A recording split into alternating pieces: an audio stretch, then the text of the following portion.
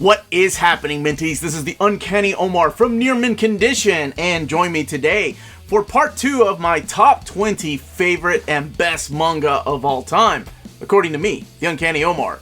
So, please stay tuned. Now, before we do this thing, a couple of things. Number one, thank you so much to all the people that have suggested me doing this video for the last couple of years. Yes, it's taken me that long, but it's here, right? Better late than never. The other thing I was going to say is this is not a countdown. This is not a definitive top 20. It is for now, for the year of 2020.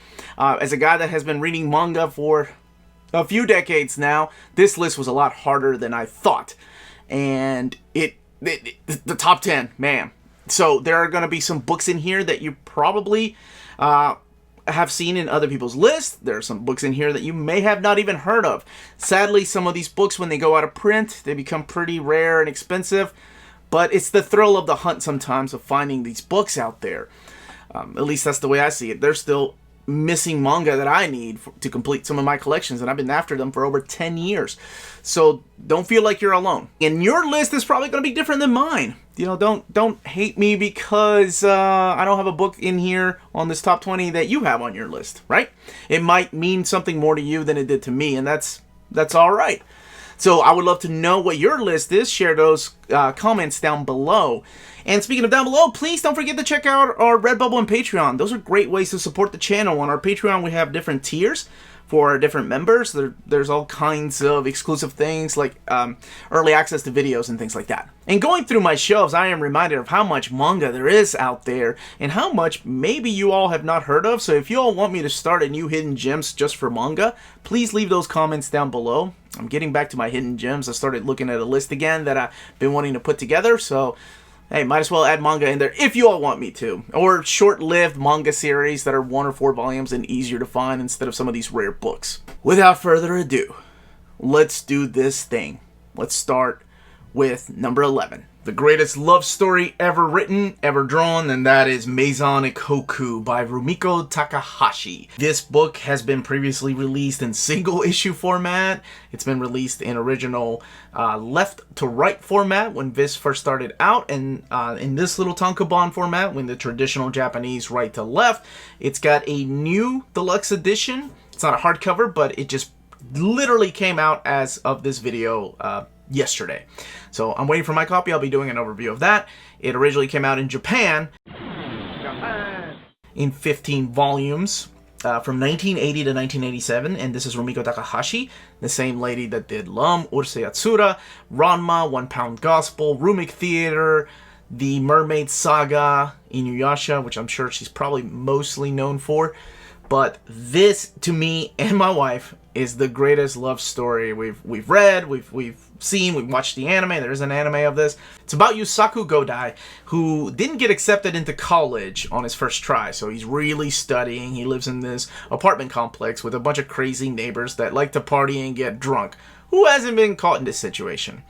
And he's about to leave. He's had it until he walks out and he sees who the new apartment manager is, and that is Kyoko Otonashi, a recent widow who has moved in with her dog Soichiro to this apartment complex called Maison Ikkoku. He falls madly in love with her.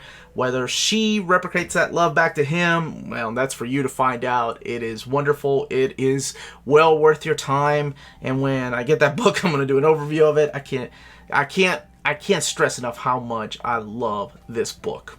So, Maison Ikkoku. Number 12, Nausicaä of the Valley of the Wind by Hayao Miyazaki. You may have heard that name. He's the guy that started the whole Studio Ghibli. He's the one that did Nausicaa, the movie. He went on to do other projects like My Neighbor Totoro, Princess Mononoke, Spirited Away. But this is the same guy. So right after he did Lupin the Third, The Castle Cagliostro, he went on to start this manga. And that was in 1980. And this lasted literally, no, I'm sorry, this was 82. This lasted literally 12 years to make. It took 7 volumes, but 12 years to make. So it ended in 1994. So the interesting thing about that is that there was a movie in between the time that this started and it ended. So this goes past the movie. So if you're a fan of that Studio Ghibli film, it is well worth your time to check this out. It tells the story of Nausicaä, who's a princess in this small little kingdom in a post-apocalyptic Earth with a toxic ecological system. So you can't go outside without wearing a mask, or, you know, you could potentially die. And she also becomes involved in a war between several kingdoms while trying to keep an environmental disaster from happening with the all these creatures that are living. There's a prophecy about the 7 days of fire. There's a prophecy about a savior that will come and save and reunite nature and mankind. It's wonderful. The artwork is completely beautiful, and you can see him get a little better and better as the years go on. Of course, this is Miyazaki, right? In between all the time that he was working on this, he was making movies. But it's just wonderful to see that man's artwork in sequential format, right? Not animated. It's great. It's detailed. I can't recommend this highly enough. Viz put this beautiful box set, because it was originally out in Japan in 7 volumes, but this is a 2-volume box set. It just came back in the print, so do yourself a favor and check it out. Number 13, this is probably the hardest one to find on this list. This is Twin Spica by Kou Yaginuma. I have a special place in my heart for this. This is printed here in America by Vertical Comics, and when I was doing book reviews for magazines, this is one of the earliest books that was sent to me. This is actually the preview copy. I never ended up with a regular copy of this because, I don't know, it just meant it has a special place in my heart. There are 16 volumes of this available, so you can tell why it's a little harder to find. Some of the volumes go for outrageous prices.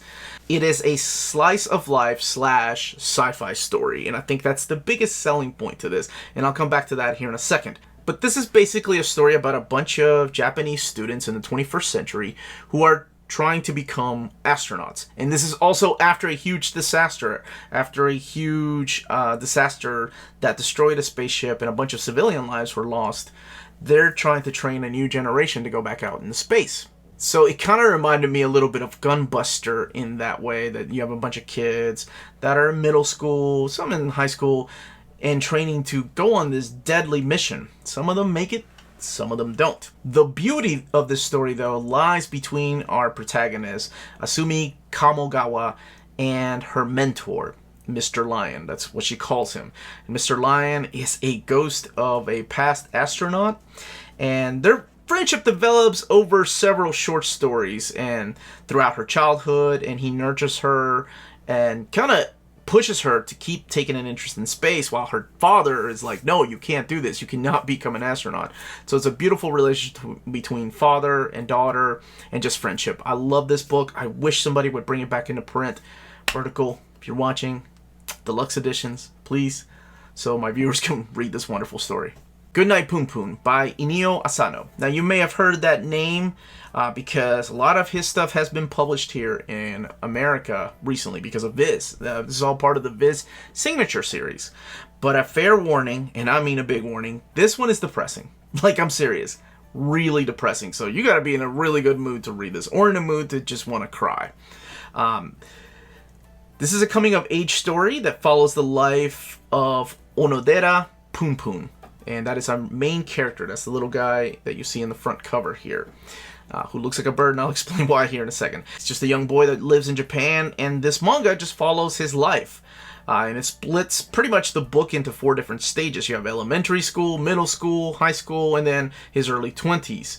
Now, the interesting thing that I pointed at earlier is that Poon Poon and the members of his family are normal humans, but Asano decided to draw them as little birds. So to the reader, they look like they are in the form of birds. It's pretty interesting why he does it. About halfway through, you kind of get the idea of why it's done that way. But it explores themes like family, love, social isolation, depression, sex, and death. So just, be prepared going into this one. It is depressing, but man, it's such a powerful, hit you right here read. You have to read it. It's that damn good. Number 15, One Piece by Eiichiro Oda. Now, this one hits you right here too. And hear me out. It was either between this or Dragon Ball Z. And I realize probably a few of you are like, what the hell, how'd you pick One Piece over Dragon Ball Z? It was difficult. Dragon Ball Z was my childhood. That was the stuff that I used to import bootleg videos of when I was in middle school and in high school. But One Piece really spoke to me. This series, even though it is 96 volumes in Japan and still ongoing, I think we're 2/3 of the way done, has done so much in the way of world building that it's kind of ruined everything else for me as far as how to do proper world building. So it's the story of Luffy and his gang of the Straw Hats as they go and travel the world looking for the One Piece. You know, you get awesome characters like Sanji, Zoro, Nami, just to name a few, and they each one of them is, the beauty of this is that they each have like a heartbreaking story in their past, and it continues, and Oda just keeps delivering how damn fun this book is. It never really lost its momentum. Yes, there were up and downs, but I mean, what story hasn't really done that? But for the most part, it's stayed the same level of excitement that you got every time you read the second or Water 7 or all those story arcs, or the Prison Break story. But anyway, I love One Piece, and the fight sequences in this are so awesome. They're ridiculously over the top, and I guess that's why I compared it to Dragon Ball Z. But don't be intimidated by 96 volumes plus. There are box sets available of this. There's 3-in-1s available of this, and of course the original traditional tankobons that are available of this. Wonderful manga that is accessible to everybody. I think it's definitely worth a shot, and that's One Piece. At this moment, I just want to remind you all to smash that like button, ring that bell for notifications, and subscribe if you have not subscribed yet. We put out videos every day. Number 16, Blade of the Immortal by Hiroaki Samura. This is, holy crap. Okay, damn, it's like I had to make decisions here. That's what makes this list difficult. I had to pick between Dragon Ball Z and One Piece. I had to pick between Vagabond and Blade of the Immortal. But Vagabond isn't finished and it's still in hiatus. But I went with Blade of the Immortal because I think the story in Blade of the Immortal was something that just captivated me from the get-go. There are 30 volumes of this. There's a deluxe hardcover edition coming in. If you have not read it, there's an omnibus edition of this. It is well worth your time to at least check out that first volume or find the cheap tankobon now.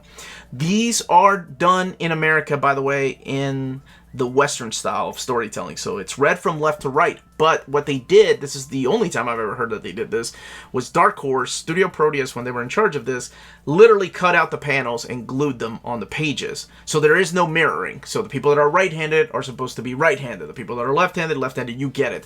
It's no mirror, which was a lot of the problem that people had with the translations of old manga back in the 80s and 90s, was that mirror. Well, that's not the case with this. But, so if it bothers you reading right to left, maybe you should check out Blade of the Immortal. Now, what is it about? This series is set in Japan during the mid-Tokugawa shogunate period. And it follows this cursed samurai named Manji, who has to kill 1,000 evil guys in order to regain his mortality. So he is immortal during this time. He's got worms that heal his body. It's really gross, but really awesome. And then he eventually crosses paths with this young girl named Rin Asano. And together, he pledges to help her to avenge the death of her family.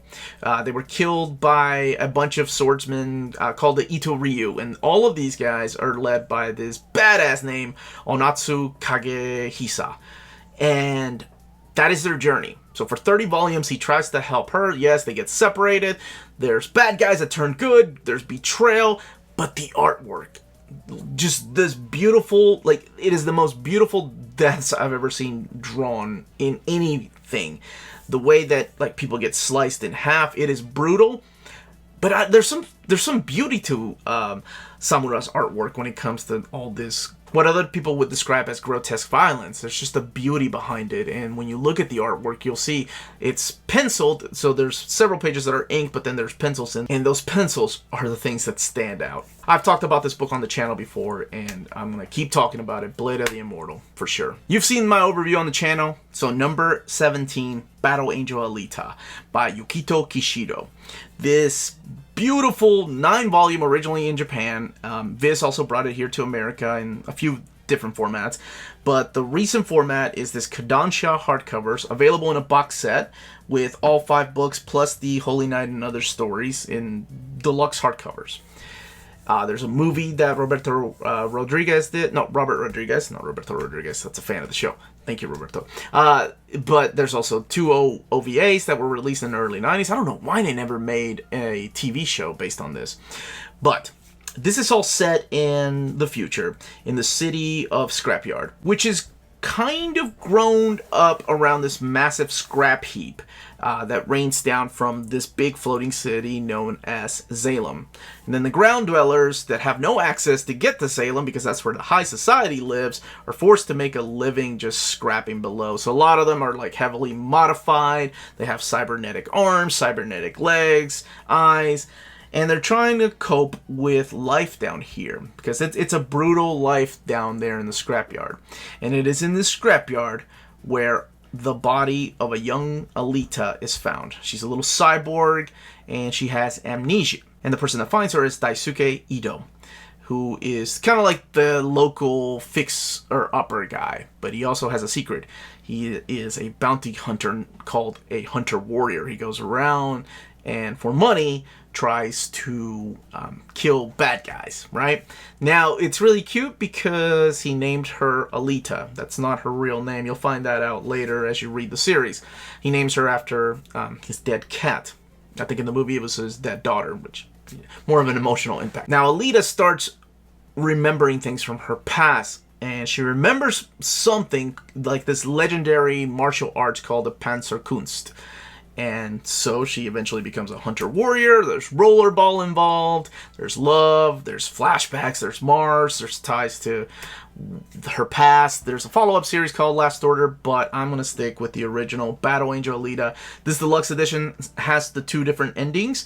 The original ending when Kishiro thought he was going to pass away and he wanted to wrap his story up. And then the new ending to tie it with Last Order when Kishiro's okay. He came back and decided, no, I want to do a real ending and tied it to my next series, Last Order. So check this out, Battle Angel Alita. This list would not be complete without a Junji Ito book, so I went with my favorite, and that is Uzumaki, or as it was originally called here when translated back in pulp comics, Spiral. So you have this little town in the coast of Japan, and it is cursed. That's basically the story. So it's up to 2 teenagers, Shuichi Saito and his girlfriend Kiri Goshima, to investigate the horrors that are happening in this little town where everything is turning into a spiral. The clouds, the wind, the hair, people turning into snails, really creepy art. Of course, that's the biggest selling point, the artwork. What is the Uzumaki? What is this hypnotic secret shape that the world is turning into? One way to find out is to read this series. We've done an old reader, new reader on this. There is a hardcover. That's the way I suggest getting this series. It's Junji Ito. It's really weird to see Junji Ito's artwork these days at Hot Topic, or young girls wearing Junji Ito artwork on their shirts. But whatever, you know, that's cool. But back in my day, man, that shit freaked me out. Like this book. Yes, so out of all his work, Uzumaki is probably my favorite and definitely deserves a slot in my top 20. Number 19, Mushishi by Yuki Urushibara. This series is another one it's a little harder to find, but if you don't mind digital, it is all available digitally from Kodansha. It was only printed here in America by Del Rey. So there are 10 volumes available, but the last volume printed here physically had volumes 8, 9, and 10 together, so it was like a 3-in-1 because they just wanted to get the series done and over with. This one doesn't get, I don't think, enough recognition because her artwork and her storytelling are just beautiful. Like, there's no way I can describe it besides beautiful dark fantasy. That's the way I can describe Mushishi. Yes, there is an anime, but I think the manga is just one of the best things ever. Obviously, because it's on my list. So there's these little creatures known as the Mushi. They're like bug-like spirits that have strange effects on humans and occasionally in the landscapes. Ginko, he is a Mushishi, or a Mushi master. He's a medicine man for those that are affected by the Mushi, or their landscapes have been affected by the Mushi. He roams the land of Japan. This takes place, I think it's in the 19th century. So it's all like in the Japan countryside. And he just goes from village to village helping other people. To clarify something, the Mushi aren't really portrayed as malevolent creatures, but they're just naturally part of this world that he lives in. And what I like about this series is that it's not a continuation, so you can pick up any volume of this and pick it up and understand what's happening. It's a very episodic anthology with, like I mentioned, no real overarching plotline. The only common elements are Ginko and how he deals with the Mushi. Now, I'm not an expert on this, but to me, just from what I've read, it seems like a lot of the stories in here are plays on a bunch of Japanese folklore. And I think that's the beauty behind this series. And also her phenomenal artwork. I am just drawn to this artwork by her. I wish they had done watercolors in there too, because I think I would have loved that to see her watercolor pages. But that's just me. So, Mushishi. Now, what is a list without honorable mentions? By the way, 21, completely Dragon Ball Z. I apologize for that, but this was difficult. So, honorable mentions. Let's do this thing. Kurosagi Delivery Corps, Battle Royale, Magic Knight Ray Earth. Like I mentioned, the clamp titles are very difficult to choose from, but I went with X. Buddha, Message to Adolf. Man, those two stories. Oh, 20th Century Boys, Please Save My Earth, Fushigi Yugi. Those wonderful stories that help shape who I am, and it was difficult to leave them off of this list, but let's go ahead with number 20, and that is Pluto by Naoki Urasawa. To wrap up this list, I had to go with the current master of manga, as I like to think he is, and that is Naoki Urasawa. What Osamu Tezuka did in the past is what Urasawa to me is doing now, and I wish one day we would have all his books published, and this was very difficult because he's done a lot of great things, like Master Keaton, and I mentioned in my honorable mentions Monster and 20th Century Boys, but if I had to go with one, it's the one that links him to the man and the god of manga himself, Osamu Tezuka, and that is Pluto. God, I love this story. Yes, it is a story arc in the world of Astro Boy. So this is a character that appeared in Astro Boy, but he is the central character here. Pretty much what's happened is this Swiss robot, Montblanc, has been violently murdered. He is a robot who is peaceful, and then humans and robots around the world are just mourning the loss of this beloved celebrity. So enter robotic Europol detective, and also happens to be a war veteran, Gasek. He is set to investigate what happened to Montblanc and who killed him. So of course, he unveils a plot to destroy these 8 specialized robots that helped during the war, and they're all scattered around the world. So it is a mystery thriller with a cool futuristic setting, all set in the world of Astro Boy. You don't need to have read Astro Boy to enjoy this, because like I said, it is basically a mystery thriller. The characters are well written, the story is complex, there's a lot of twists, the artwork is gorgeous and highly expressive. I can't recommend this enough. This list would not be complete without a work from the phenomenal Urasawa, and I went with my gut and chose Pluto. If you've not read this, these are still all in print.